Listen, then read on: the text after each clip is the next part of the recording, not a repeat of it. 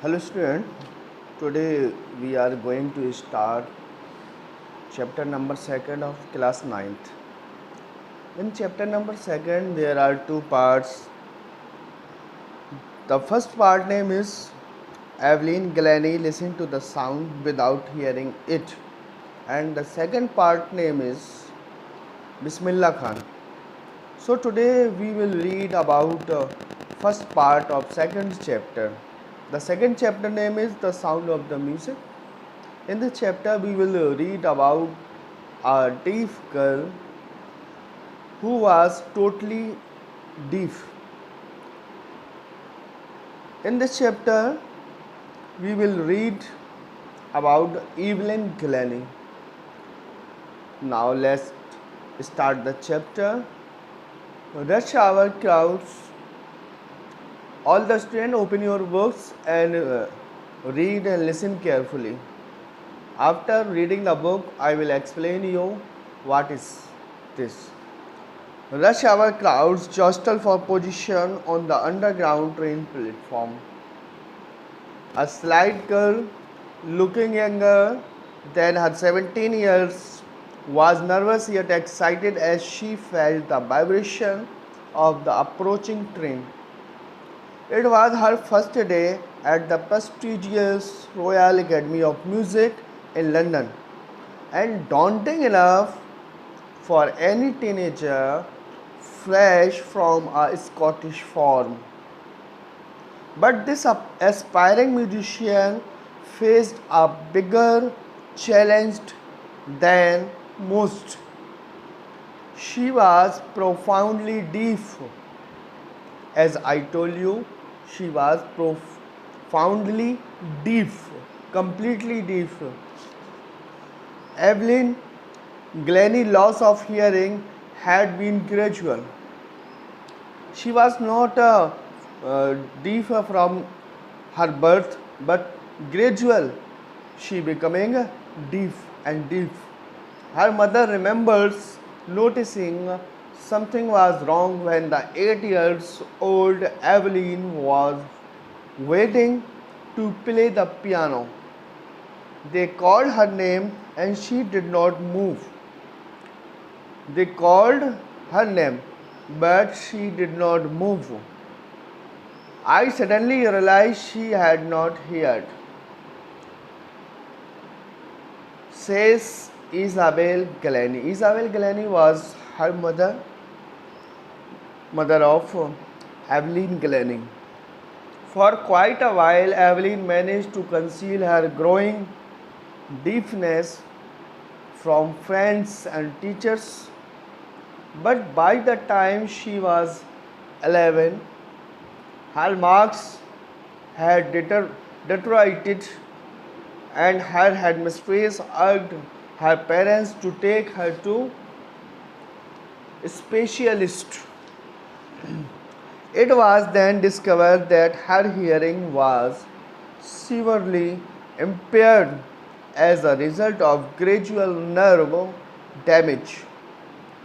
They were advised that she should be fitted with hearing aids and sent to a school for the special child for the deaf, dumb, and blind. Everything suddenly looked black, says Evelyn. As you know, I have already told you that the story is about on the music, and Evelyn was totally deaf. Then how can it possible that Evelyn was a musician and she had not heard anything? She was totally deaf. What happened? How it happened? Let's see in the chapter how Evelyn realized the music, can listen and feel and then play the music very comfortably and perfectly. Rush hour crowds jostle for position on the underground train platform. Rush hour कैसा time था? बहुत भीड़ वाला, बहुत ही ज़्यादा धक्का मुक्की जिसमें होती है ना, क्राउड जॉस्टल। क्राउड क्या कर रही थी, भीड़ क्या कर रही थी, एक दूसरे को धक्का मुक्की कर रही थी ताकि क्या कर सके, फॉर पोजीशन, अपनी पोजीशन को पा सके, अपनी स्थिति को पा सके on the underground train platform. कहाँ पर? ज़मीन के नीचे, भूमि के नीचे बहुत सारे प्लेटफॉर्म बनाए जाते हैं। मेट्रो वगैरह में भूमि के नीचे ही प्लेटफॉर्म बनाए जाते हैं। तो वहाँ पर जाने के लिए, या जो फॉरेन कंट्री होती है, विदेश जो होते हैं, वहाँ पर मोस्टली जहाँ ऊपर जगह नहीं होती है, वो ज़मीन के नीचे यानी भूमि के अंदर अंडरग्राउंड ट्रेन के प्लेटफॉर्म होते हैं। वहाँ जाने के लिए धक्का मुक्की हो रही थी और सब लोग अपनी पोजीशन पाने के लिए आगे बढ़ रहे थे। A slight girl looking younger than had 17 years, एक छोटी सी लड़की जो 17 साल से भी कम लग रही थी, प्यारी सी छोटी सी बच्ची, वाज नर्वस, बहुत हताश और उदास थी कि मैं कैसे आगे जा पाऊंगी, कैसे पहुंच पाऊंगी। यट एक्साइटेड, फिर भी क्या थी, बहुत उत्सुक थी। एक्साइटेड थी यानी कि किसी भी चीज़ को लेकर एक उत्सुकता, मन में एक खुशी, एक चिंता भी, दोनों चीज़ें साथ में हो तो उत्सुकता कहलाती है। As she felt the vibration of the approaching train, जब वो ये महसूस करती थी, जब आप प्लेटफॉर्म पे खड़े होते हो और जब कोई गाड़ी गुजरती है, जब कोई ट्रेन निकल जाती है, तो पूरा प्लेटफॉर्म वाइब्रेट करने लगता है, यानी थोड़ा सा हिलने लगता है। जब हिलने लगता है तो वो वाइब्रेशन उसको महसूस हुआ। It was her first day at the prestigious Royal Academy of Music, वो रॉयल एकेडमी सीखने जा रही थी। कहाँ पर? लंदन का जो फेमस रॉयल म्यूजिक की एकेडमी थी London, and daunting enough for any teenager fresh from a Scottish farm. और ये लड़की कहाँ की थी? स्कॉटलैंड की, स्कॉटिश खेतों से निकलने वाली लड़की, खेती बाड़ी वाली लड़की क्या हुई थी, वहाँ से निकल के लंदन के रॉयल म्यूज़िक एकेडमी में म्यूज़िक सीख रही है, 17 साल की। जबकि उसकी माँ ने बताया था कि वो बचपन से उसको सुनना धीरे धीरे बंद हो गया था और वो बहरी हो गई थी। लेकिन ये कितनी अचंभित करने वाली बात है कि एक बहरी लड़की या कम सुनने वाली लड़की म्यूज़िक सीखने जा रही है लंदन की सबसे अच्छी जो म्यूज़िक की एकेडमी है वहाँ पर। But this is aspiring musician face a bigger challenge, लेकिन ये प्रभावित करने वाली ये जो लड़की है, जो लोगों को एस्पायर कर सकती है, इसके सामने एक बहुत बड़ा सा चैलेंज सामने था जिससे पहले कभी भी उसके सामने नहीं आया था। शी वॉज प्रोफाउंडली डीप, क्योंकि ये लड़की पूरी तरह से क्या थी, बहरी हो चुकी। Evelyn Glennie's loss of hearing had been gradual, Evelyn Glennie की जो सुनने की क्षमता है वो एकदम से ख़त्म नहीं हुई थी, वो धीरे धीरे ख़त्म हुई थी। और उसकी माँ बताती है कि पहले वो सुनती थी लेकिन धीरे धीरे उसकी सुनने की जो क्षमता है वो कम होती चली गई। Her mother remembers noticing something was wrong when the young Evelyn was waiting to play the piano in the age of 8। उसकी माँ उसे बताती है कि जब एवलिन 8 साल की थी, उसकी माँ सबको बताती है जब एवलिन 8 साल की थी तब से इसकी सुनने की क्षमता कम हो गई।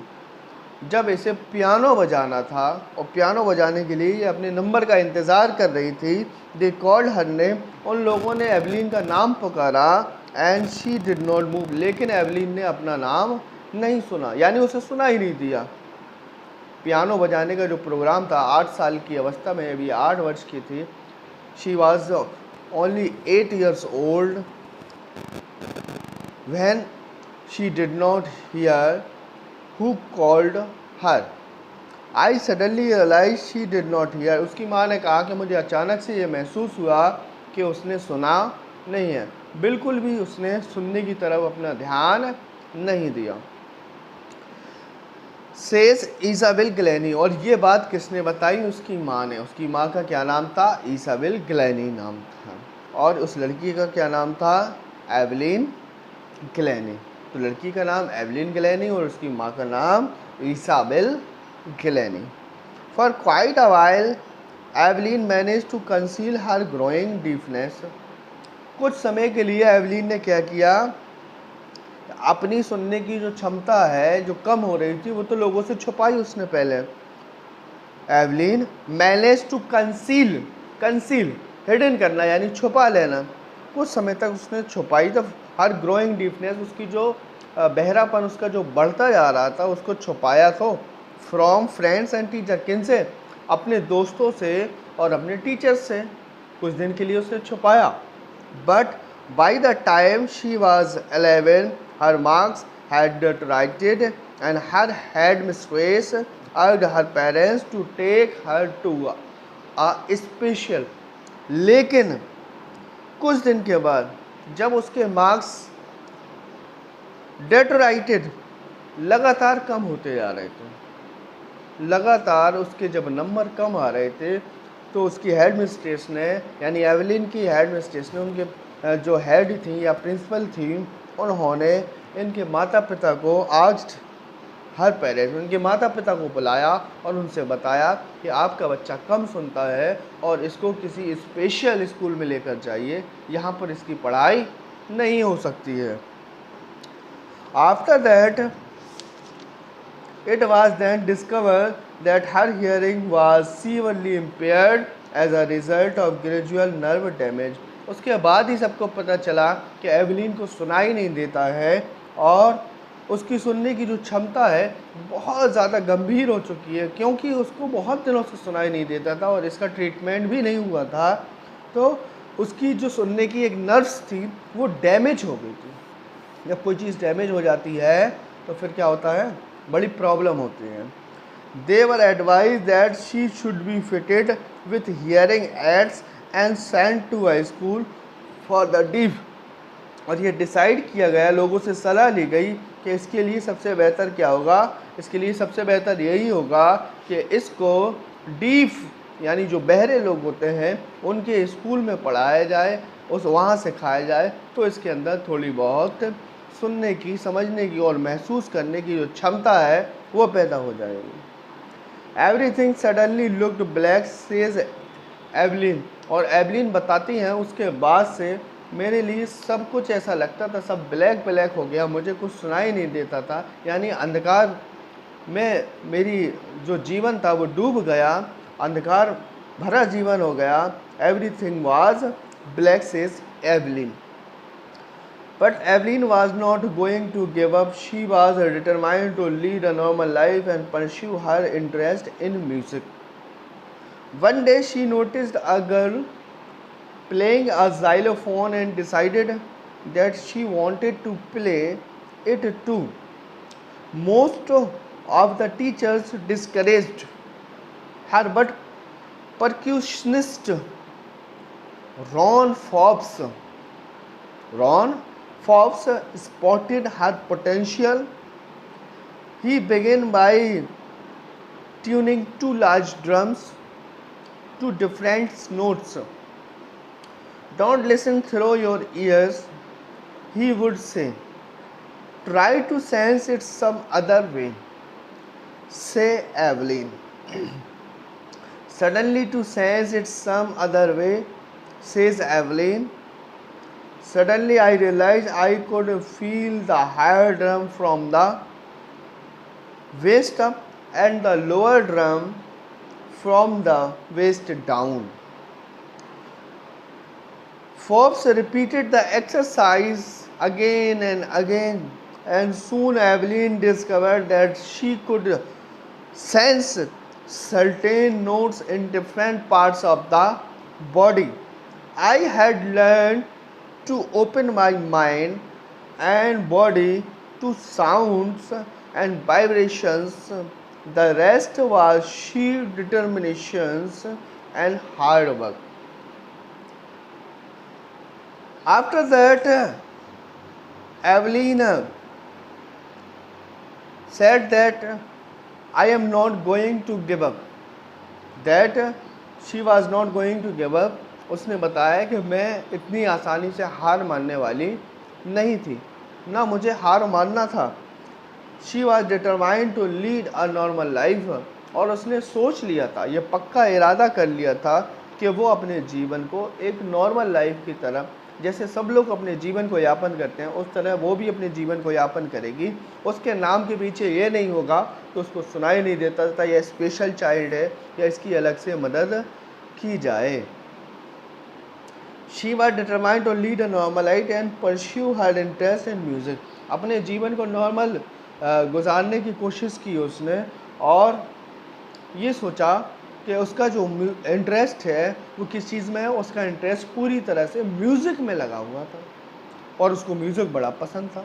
जब म्यूज़िक बड़ा पसंद था तो अपने जीवन को उसने म्यूज़िक में अपना कैरियर बनाने का सोचा कि म्यूज़िक में ही वो अपना कैरियर बनाएगी और म्यूज़िक के ज़रिए ही एक नॉर्मल लाइफ, एक अच्छी लाइफ और अपना इंटरेस्ट भी म्यूज़िक में बनाए रखा ताकि वो अपने जीवन को अच्छा बना सके। वो आसानी से गिव अप करने वाली नहीं थी, यानी कि हार मानने वाली नहीं थी। जब इरादा पक्का हो तो आपका मंजिल आपको मिल ही जाती है। बस इरादे पक्के हों, आयरन विल हो, ऐसी दृढ़ इच्छा, ऐसी शक्ति आपके मस्तिष्क की कि जो आपको जो है कोई भी काम करने से रोक ना पाए और आप उस काम को करके ही जाएं। ऐसी इच्छा को आयरन विल भी बोलते हैं, फर्म डिटर्मिनेशन भी बोलते हैं एंड नॉट गिवर भी बोलते हैं, जो किसी चीज़ को त्यागे ना और उस काम में हमेशा लगा रहे। One day she notice a girl playing a xylophone. एक दिन उसने ये नोटिस किया, क्या नोटिस किया? A girl playing a xylophone. एक लड़की क्या बजा रही है? आपने देखा होगा हारमोनियम टाइप का, पियानो टाइप का जाइलोफोन बजाया जाता है। एक लड़की वो बजा रही थी and decided that she wanted to play it to.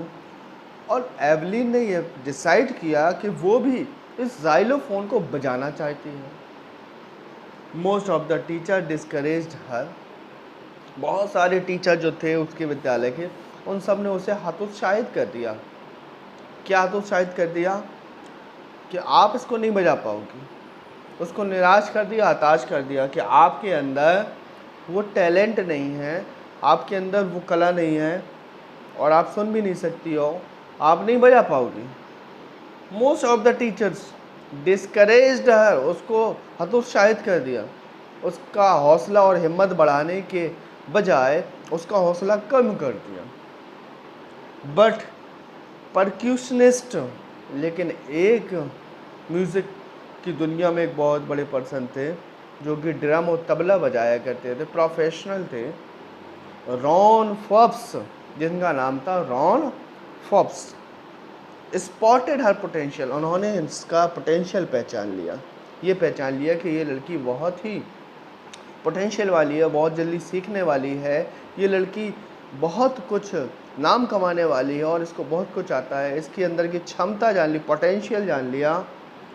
He began by tuning two large drums to different notes. वो 2 ड्रम उठा कर लाए अपने, जो तबला उनके थे। एक तबला अलग नोट्स बजेगा, दूसरे तबले में अलग नोट्स बजेगा, दोनों में अलग अलग म्यूज़िक निकलेगा। Don't listen through your ears. उन्होंने कहा कि अपने कानों से मत सुनो। अपने कानों से नहीं सुनना, क्योंकि तुम्हें कानों से तो सुनाई ही नहीं देता है, तो कानों से कैसे सुन सकोगी? Try to sense it some other way. कहाँ से सुनो? किसी दूसरी तरीके से, कुछ भी सेंस लगा के, कुछ महसूस करके, फील करके, कैसे भी वहाँ से सुनो, लेकिन यहाँ से मत सुनो। कानों से तो तुम्हें सुना ही नहीं देगा। सेज एवलिन, एवलिन कहती है, suddenly I realise I could feel the higher drum from the waist high. Evelyn कहती है कि जब मैंने कानों से सुनना बंद किया और अपना सेंस लगाया और महसूस किया तो मुझे पता चला कि एक ड्रम की जो आवाज़ है वो मेरी कमर के ऊपर से मुझे महसूस हो रही है, वाइब्रेशन उसका महसूस हो रहा है। And the lower one from the waist down, और दूसरे ड्रम का, दूसरे तबले का जो साउंड है, जो म्यूज़िक है, वो मुझे कमर के नीचे से महसूस हो रहा है। यानी कि कानों से नहीं सुना, उसने महसूस किया, और जब महसूस किया तो उसने बताया कि एक मेरी वेस्ट के ऊपर से और एक मेरी वेस्ट के नीचे से मुझे वाइब्रेशन या कुछ भी महसूस हो रहा है। Forbes repeated the exercise and soon Evelyn discovered that she could sense certain notes in different parts of her body। और वो जो फोर्ब्स थे, जो रॉन फोर्ब्स थे, वो क्या करते रहे? वो लगातार उस ड्रम को बजाते रहे, लगातार बजाते रहे। और जब बजाते रहे तो थोड़ी देर के बाद इसका रिजल्ट ये हुआ कि एवलिन कहती है कि मैंने जान लिया, मैंने डिस्कवर कर लिया, मैंने सीख लिया कि मैं बॉडी के अलग अलग हिस्सों से इसके ड्रम के नोट्स महसूस कर सकती हूँ कि ड्रम में कौन से नोट्स बजाए जा रहे हैं और क्या बज रहा है। ये उसने अपनी बॉडी के अलग अलग दूसरे हिस्सों से ये पता कर लिया, ये महसूस कर लिया। I had learned to open my mind and body to sound and vibration. उसके बाद कह रही है कि मैंने अपनी बॉडी को, अपने शरीर को इस तरह से बनाया, इस तरह से सिखाया कि वो शरीर अलग अलग हिस्सों से सीखता था और मैं भी सीखती थी और मैं जानती थी और उस वाइब्रेशन को, नोट्स को अपने अंदर महसूस करती थी और सीखती जाती थी। The rest was sheer determination and hard work. और बाकी की जो बची हुई चीज़ है वो मैंने पक्के और कठिन परिश्रम से और पक्के इरादे से, sheer determination, firm determination, iron will, I determined that I would learn that music and I do it. उसने वादा किया था अपने आप से कि मैं इस म्यूज़िक को सीख कर रहूँगी और ऐसा हुआ। उसने उस म्यूज़िक को बहुत अच्छे से सीखा, जाना, समझा और बाकी कहती है मेरा कठिन परिश्रम है। कोई भी काम को करने में without difficulty you can not get anything in the world in life. अगर आपको डिफ़िकल्टी नहीं हुई है तो आपको पता ही नहीं कि जो अचीवमेंट आपको मिला है उसकी कीमत क्या है। She never looked back from that point onwards. She toured the United Kingdom with a youth orchestra. By the time she was 16, she had decided to make music her life. She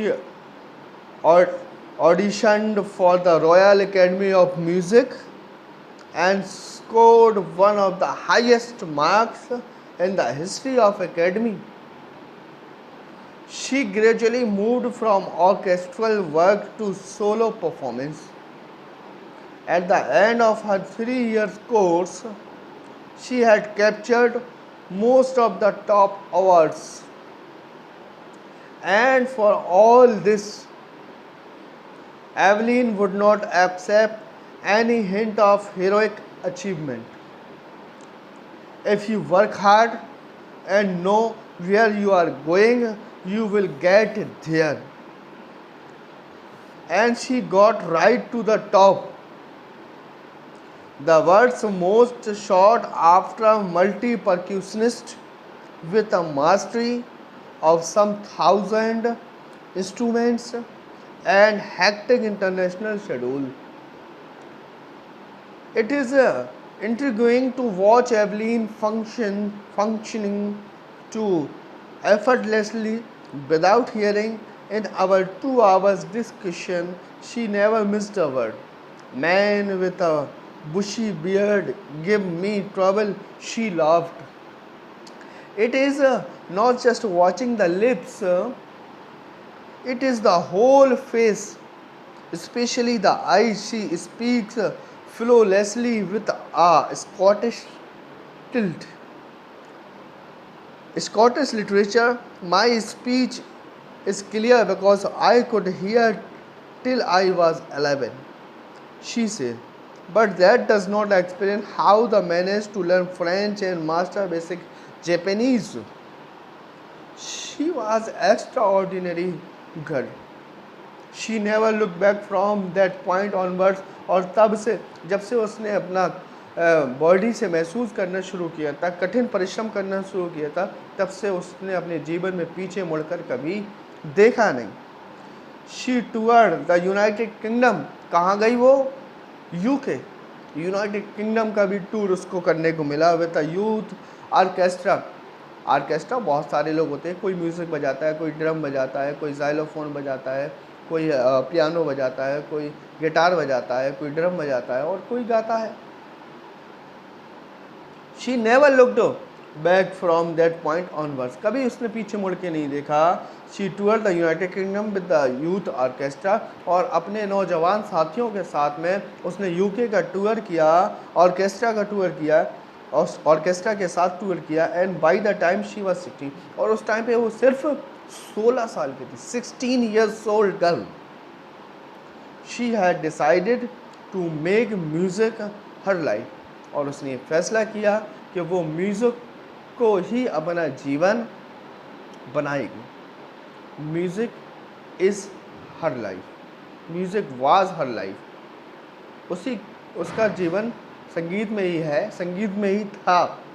she auditioned for the royal Academy of music. Royal Academy of music ये शब्द जो सबसे पहले आया था, यहाँ जाने के लिए जब भीड़ लगी हुई थी, यहाँ जाने के लिए जब लोग एक दूसरे को धक्का मुक्की कर रहे थे, अब वो स्टोरी यहाँ पर आई है कि रॉयल एकेडमी, जब वो 17 ईयर्स की हो गई, अभी 16 की थी, अभी 17 की होगी, और रॉयल एकेडमी के लिए ऑडिशन दिया इसने। ऑडिशन होता है ना, आप कहीं पे भी जब आप एंट्री लेते हो, एडमिशन लेते हो, तो ऑडिशन होता है या इंटरव्यू होता है आपका। ऑडिशन दिया for royal Academy of music and score one of the highest marks in the history of the academy. Academy में, रॉयल एकेडमी में कभी किसी ने इतने नंबर, इतने मार्क्स नहीं पाए थे जितने नंबर एवलिन अपने ऑडिशन में लेकर आई। ये एक इतिहास था, एक हिस्ट्री बना दी थी एवलिन ने कभी हार नहीं मानी। देखिए, और आज क्या हुआ, ये हुआ कि जो लंदन की सबसे अच्छी रॉयल एकेडमी म्यूज़िक की है, वहाँ पर जब ऑडिशन दिया तो उस एकेडमी में कभी भी इतने नंबर किसी ने नहीं पाए थे जितने नंबर एवलिन को मिले थे। She gradually moved from orchestral work to solo performance, और धीरे धीरे ऑर्केस्ट्रा में काम करते करते अब वो सोलो परफॉर्मेंस देने लगी थी। अकेला, सिंगल परफॉर्मेंस सोलो परफॉर्मेंस कहलाता है।